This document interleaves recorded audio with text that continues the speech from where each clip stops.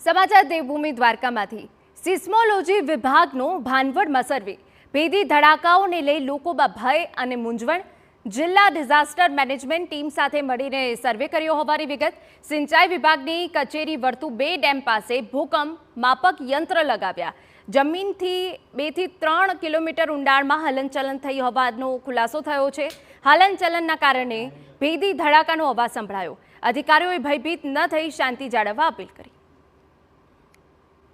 ભાનવડ તાલુકામાં એક બ્રોડબેન્ડ સિસ્મોમીટર લગાવ્યું છે જે અમને સચોટ માહિતી આપશે સાથે સાથે અમે એક બીજું બીબીએસ ઇન્સ્ટ્રુમેન્ટ બી લગાવેલું છે